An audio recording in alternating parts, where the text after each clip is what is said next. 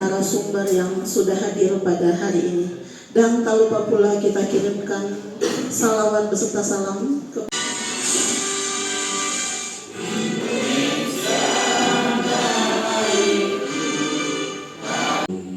kita berdoa dan sama-sama membacakan Absolut Kitab Pilihan dan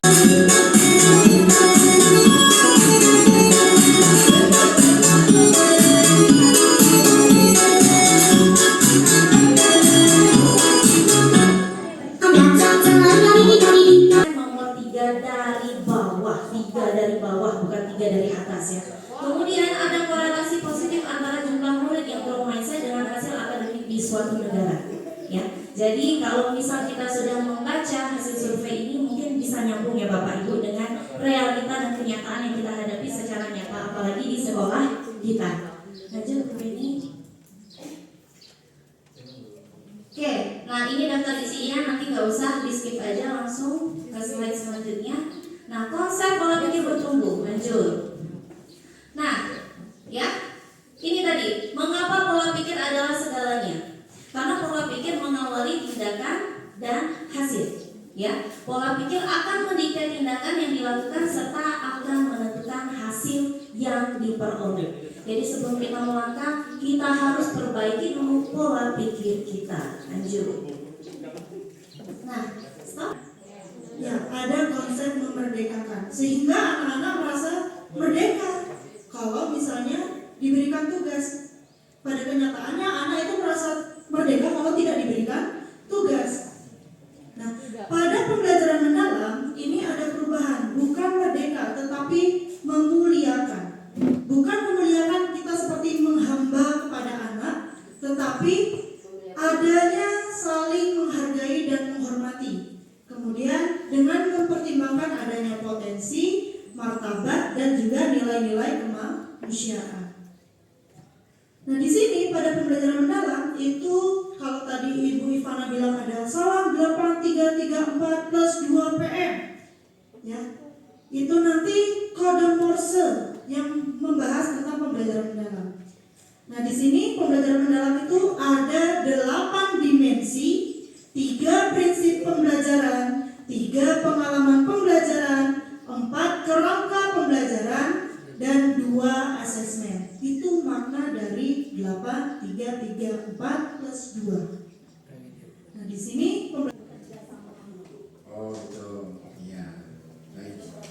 Baik Bapak Ibu, nanti kalau saya gambarkan seperti ini kira-kira pemahamannya akan berubah Pak tidak?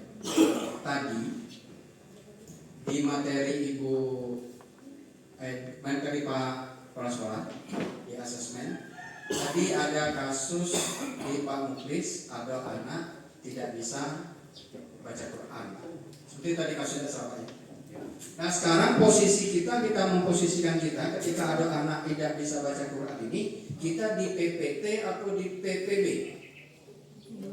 Kalau kita memposisikan diri kita di PPT, berarti anak ini sudah selama tidak akan baca Quran dan selesai. Kan seperti itu. Tapi kalau kita sudah berpola pikir sebagai PPB, maka anak yang tidak bisa baca Quran ini menjadi sebuah tantangan bagi kita. Kan seperti itu. Tidak menyerah dengan kondisi itu. Nah, ketika kita punya pola pikir yang seperti itu, maka kita akan berpikir sebenarnya masalah anak ini bisa tidak aku selesaikan DP? Bisa tidak aku selesaikan sendiri anak yang tidak bisa baca Quran ini? Jadi itu pertanyaan dari Pak Muklis tadi, ya, kita buat kelompok Pak sesuai batas pemahamannya. Jadi pendidik melakukan penilaian yang tidak bias oleh latar belakang, identitas atau kebutuhan khusus peserta didik. Bapak Ibu betul-betul fair ketika melakukan penilaian. Adik, bukan like istilah suka tidak suka kepada anak. Oh anak ini nakal, anak ini simbol, anak ini harus lebih ditindak, diadakan. Hasil pembelajaran Bapak Ibu, hasil pembelajarannya bagaimana itu? Dalam satu kelas itu bagaimana tingkat pemahaman anak? Ya, itu yang penting. Itu yang berkaitan dengan pembelajaran mendalam. Jadi bukan tercapainya Develop terjadi ada tetapi ya Bapak Ibu semuanya, misalnya gini, satu soal Bu Nova ya mempunyai sebuah mobil Avanza misalnya gitu, berwarna hitam.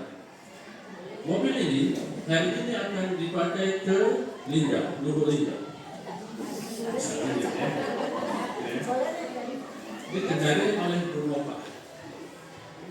Bagaimana cara Kecerdasan artifisial, coding dan kecerdasan pendidikan, alat kebijakan pengujian coding dan kecerdasan artifisial, dan kesimpulan maupun rekomendasi. Nah, di sini nanti tidak saya sebutkan semua, Bapak Ibu. Nah, ini latar belakangnya. Latar belakangnya itu pertama itu Undang-Undang Dasar 1945 pasal 31 yang mana menjamin hak dan kewajiban warga negara dalam memperoleh pendidikan. Kemudian yang kedua itu revolusi industri, yaitu dari 4.0 dan 5.0 ya. Nah, di sini pengembangan kemampuan digital itu menjadi krusial karena kita sekarang semuanya eranya digital ya. Semuanya, hampir semuanya digital, baik surat menyurat apapun itu semuanya kita laksanakan itu berbasis digital semua. Tidak ada lagi yang undang-undang fisik, karena undang pelatihan aja tidak lagi mengantar ke sekolah, cukup kirim via PDF. Nah, itu sudah ya digital.